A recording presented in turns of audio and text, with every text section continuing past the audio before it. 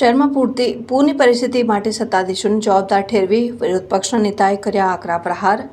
વડોદરા મહાનગરપાલિકા દ્વારા વડોદરામાં ચોમાસું સારું રહે તે સાથે જ વડોદરા શહેરની જીવાતોરી સમાન પાણી પૂરું પાડતા આજવા સરોવર ખાતે ભગવાન સ્વામિનારાયણની પૂજા થકી સરોવરમાં પૂરતું પાણી ઉપલબ્ધ રહે તેવી પ્રાર્થના કરાઈ। ત્યારે આ પ્રસંગે શહેરના કેટલાક વિસ્તારોમાં પીવાના પાણીની સર્જાતી મુશ્કેલીઓ અંગે વિરોધ પક્ષના નેતા ચંદ્રકાંત શ્રીવાસ્તવને પૂછાયેલા સવાલનો જવાબ આપતા તેમણે સત્તાધારી પક્ષ અને પાલિકાની કેટલીક નીતિઓને જવાબદાર ઠેરવી આક્ષેપો કર્યા હતા। જેમાં તેમણે જે રીતે મહારાજાએ બનાવડાવેલી વરસાદી કાંસોની જગ્યાએ ટીપી પ્લોટો પાડી પોતાના લોકોને આપી દેવામાં આવ્યા હતા। કારણ કે જે રીતે વડોદરામાં 3 વાર પૂર આવ્યું, 5 લોકોને જીવ ગુમાવવા પડ્યા અને નાના બાળકો દૂધ માટે જ્યારે બીમાર અને વૃદ્ધ લોકો દવાઓ માટે લોકોને જમવા માટે વલખા મારવાનો વારો આવ્યો હતો। ત્યારે 140 વર્ષ જૂના પાઇપ કાર્યરત છે અને આજે 10 વર્ષ પણ પાઇપ નથી ચાલતા એટલો ભ્રષ્ટાચાર થઈ ગયો છે, જેના કારણે શહેરનો વિકાસ યોગ્ય રીતે થયો નથી। માલેતુજાર રાજકીય વર્ગવાળા લોકોના ફાયદાને જોવામાં શહેરની ઉપેક્ષા કરાઈ હોવાના આક્ષેપો કર્યા હતા। ઇવન તો મહારાજાએ જે કાંસો બનાવેલી એ કાંસની અંદર ફાઇનલ પ્લોટો આપી દીધા છે।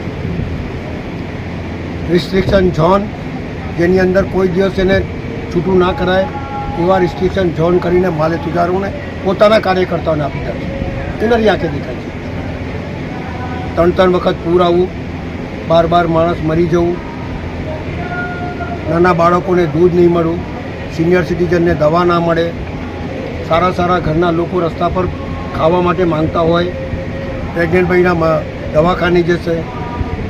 શહેરની દશાને દુર્દશા કરી નાખી છે। વરસાદ પડે તો પાણીનો નિકાલ હોવો જોઈએ। વરસાદ પડે તેને પાણીને કઈ રીતે વ્યવસ્થા કરીને રાખીએ કે જેથી નગરજનોને ઉનાળાના સિઝનમાં તકલીફ ના પડે એવી વ્યવસ્થા હોવી જોઈએ। વ્યવસ્થાની જગ્યા ઉપર આપ જોઈ શકો છો કે અત્યારે જે પાઇપો કાઢ્યા છે 140 વર્ષ જૂના પાઇપો છે, જોઈ લો તમે, અને આજે 10 વર્ષમાં લાઈનો ખતમ થઈ જાય છે। કેવું મેનેજમેન્ટ છે, કેવી વ્યવસ્થા અને કેવો ભ્રષ્ટાચાર છે એ તમારે નરી આંખે જ છે। અને આજે આજવા સરોવર પર સત્યનારાયણની કથા છે, મારે કહેવું નથી। આ સરોવરની અંદર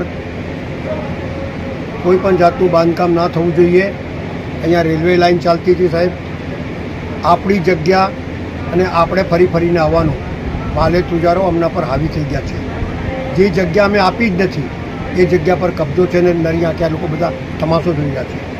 શહેર ચલાવવું હોય તો શહેર શરમ બાજુ પર મૂકવું જોઈએ, શહેરના નગરજનોના હિતમાં કામ કરવું જોઈએ એવું મારું સ્પષ્ટ માનવું છે। આજના દિવસે ભગવાન સત્યનારાયણ એટલી જ કહીશ કે ભગવાન આ શહેર ઉપર દયા દ્રષ્ટિ રાખજો, શહેરના નગરજનો ઉપર દયા દ્રષ્ટિ રાખજો।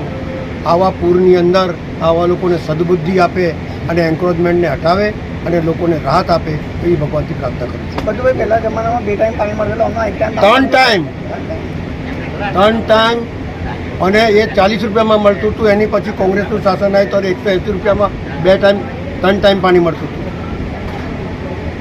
અને ગરીબો માટે પૈસા નહોતા લેવાતા, મફત પાણી મળતું હતું। આ તો જ્યારથી આવ્યા ત્યારે પૈસાની જ ઉઘરાણી ચાલે છે, બીજું કશું છે નહીં।